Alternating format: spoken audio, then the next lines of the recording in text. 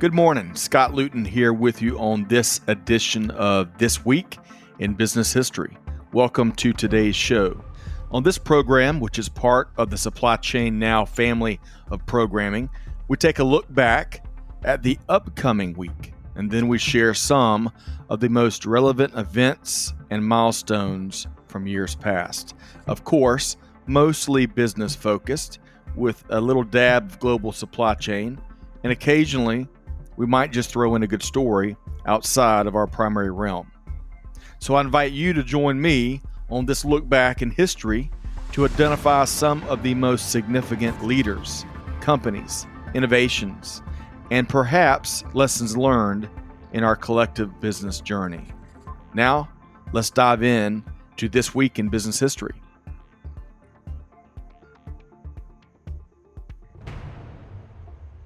Hey, good morning, everybody. Thanks for joining us here today. I'm your host, Scott Luton, and welcome to this edition of This Week in Business History for the week of May 17th.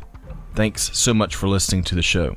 Hey, before we get started today on our primary topic, question for you on a related note. Have you ever been a big fan of Saturday Night Live? The show premiered on October 11th, 1975 on NBC, hosted by the one and only George Carlin. And while the writers, actors, hosts, and some aspects of the delivery have continued to evolve, many of its core elements have remained. I've been a casual fan for much of my life, and a huge fan during some of the cast members' run. Chris Farley, may he rest in peace, gone way too early, was one of my all-time favorite cast members. Chris Kattan, Tracy Morgan, Sherry O'Terry, Will Ferrell, all some of my favorites. And for a stretch there, a big part of my regular Sunday school morning was reviewing the previous night's Saturday Night Live with my fellow classmates. Some shows are certainly better than others, and some of the sketches are instant all-time classics.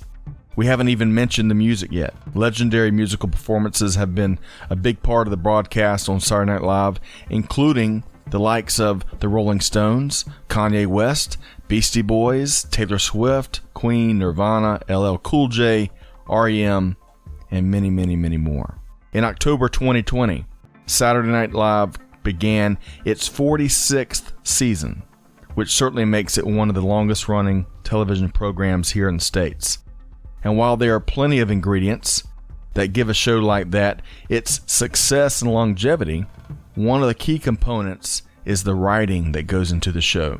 And today we're going to be focusing on one of the most talented writers and comedians that not only have been part of SNL's success, but she has contributed to much of Hollywood's success in the last couple of decades. On This Week in Business History today, we're going to be diving into the business of Hollywood and comedy. We'll be discussing 9 things you didn't know about Tina Fey, who is quickly becoming a living legend. Stay tuned, and as always, thanks again for joining us on this episode of This Week in Business History, powered by our team here at Supply Chain Now. The first thing you didn't know about Tina Fey, well, let's start with her upbringing. Elizabeth Stamatina Fey was born on May 18th, 1970 in Upper Darby Township, Pennsylvania. She was a daughter of a Korean War veteran, Donald Henry Fey. Mr. Fey was said to do extraordinary work for schools, hospitals, and other agencies in need.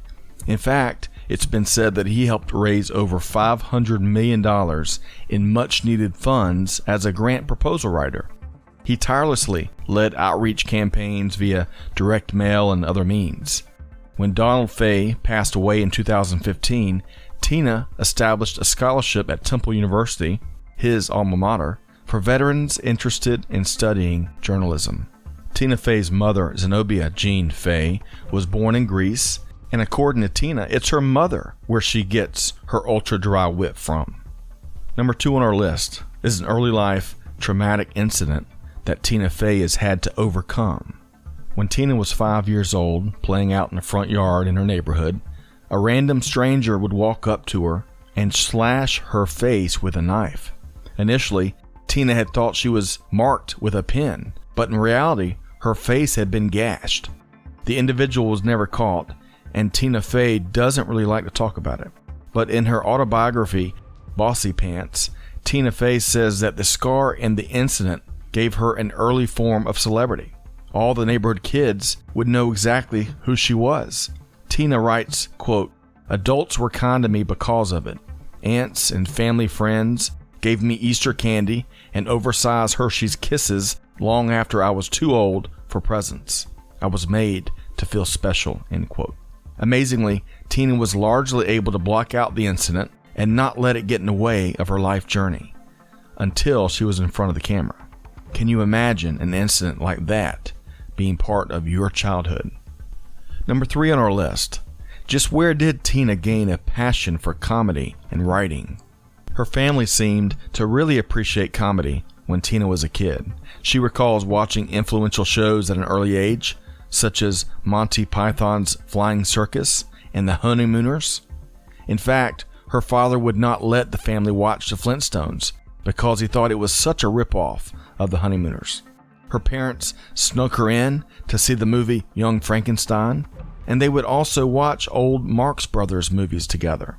When she was 11 years old, Tina read a book by Joe Franklin entitled 70 Years of Great Film Comedians. She was reading this when she was building a school project about comedy. Tina Fey has said that by middle school, she knew she was interested in a career in comedy. In fact, Tina shared with USA Today that as she started to crack jokes in middle school and people laughed, she decided that, quote, "This is going to be my thing. I'm going to try to be that person at the party." But one of Tina's 8th grade teachers suggested that she consider comedic writing as a career path. In high school, Tina would gain early writing experience as she served as co-editor of the school's newspaper, The Acorn. She wrote a regular satirical column entitled The Colonel. Tina graduated from high school with honors, a self-described happy-go-lucky nerd, and would go on to enroll at the University of Virginia, where she'd graduate in 1992 with a degree in drama.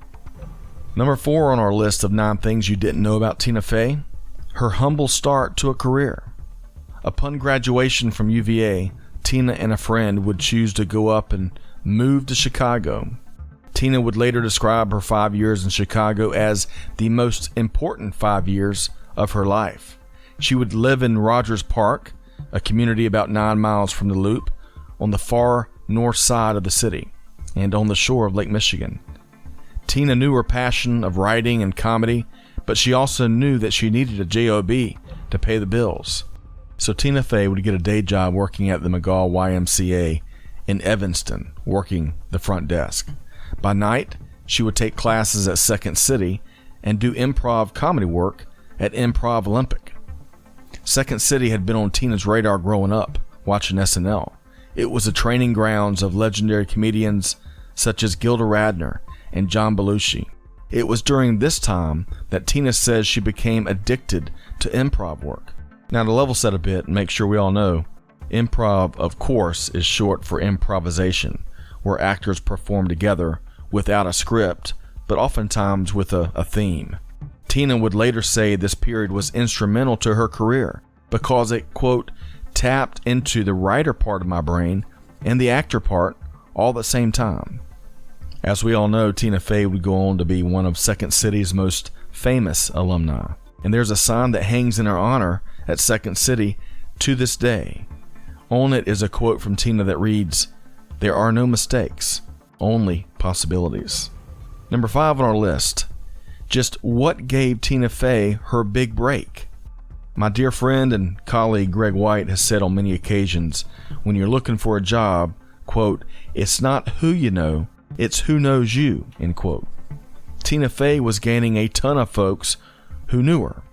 She was asked to join the Second City touring group, and then in 1994, Tina was promoted to the Second City main stage, the big time. A former Second City colleague, Adam McKay, was now at NBC's Saturday Night Live. Tina thought she'd take a chance, write a few scripts, and send them to her former associate.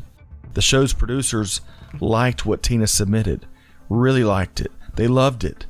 So they offered her a position on the SNL writing team, and Tina jumped at it, moving to New York City in 1997. Number 6 on our list of 9 things you didn't know about Tina Fey. Just what was Tina Fey's first SNL skit that made the show? Well, that's a tough question.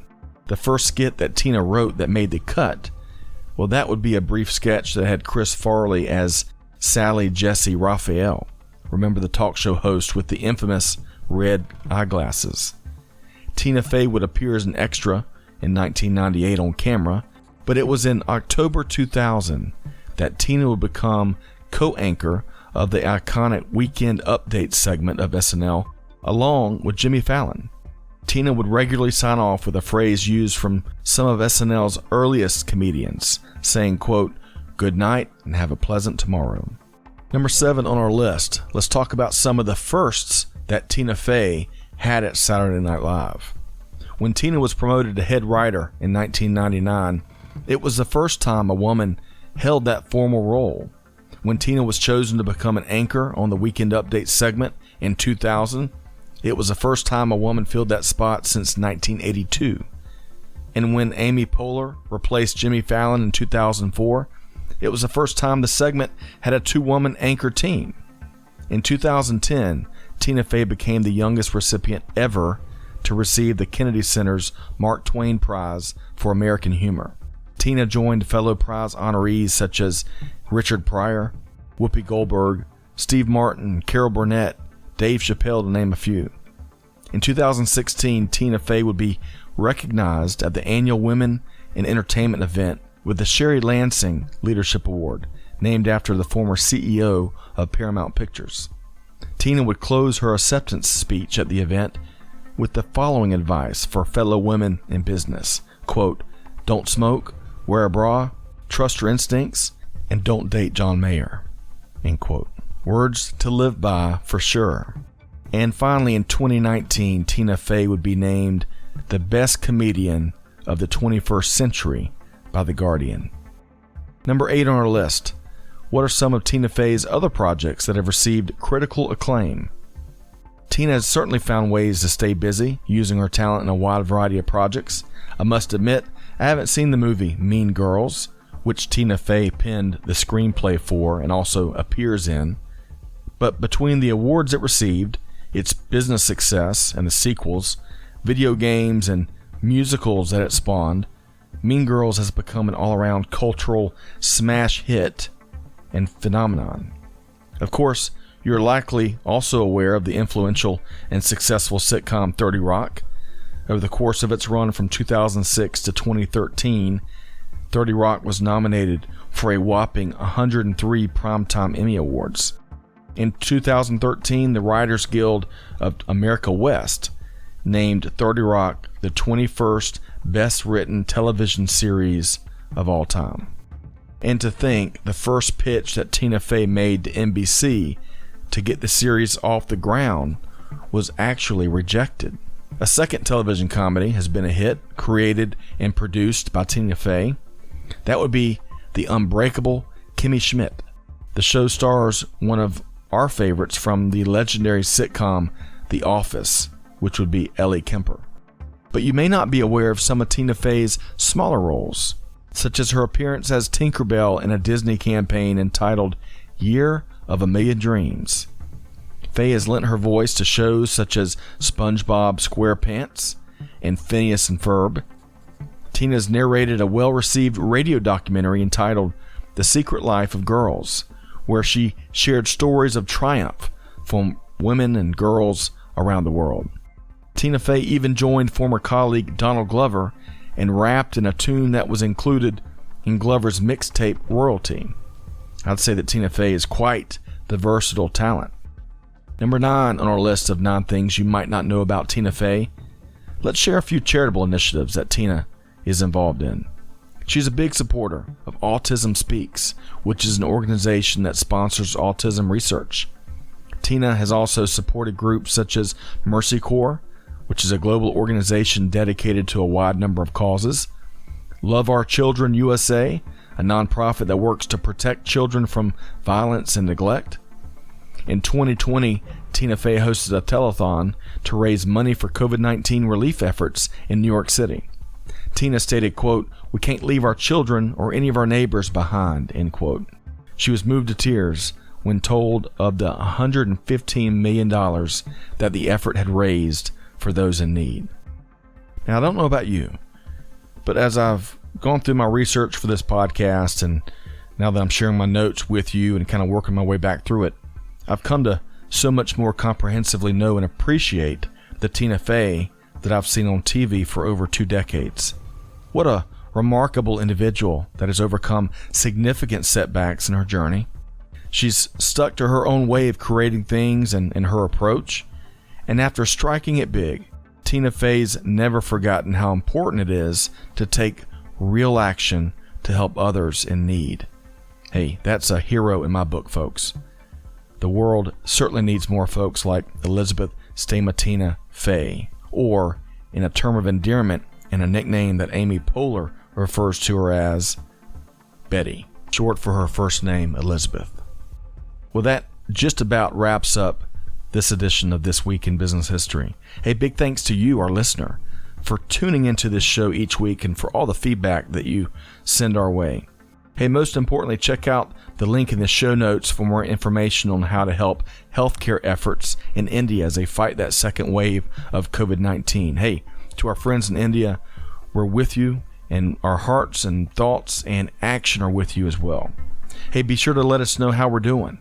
We'd love to earn your review on Apple Podcasts or any other podcast channels, which of course will help us get the word out a little bit better. On behalf of the entire team here at This Week in Business History and Supply Chain Now, this is Scott Luton wishing all of our listeners nothing but the best. Hey, do good, give forward, and be the change that's needed. And on that note, we'll see you next time right here on This Week in Business History. Thanks, everybody.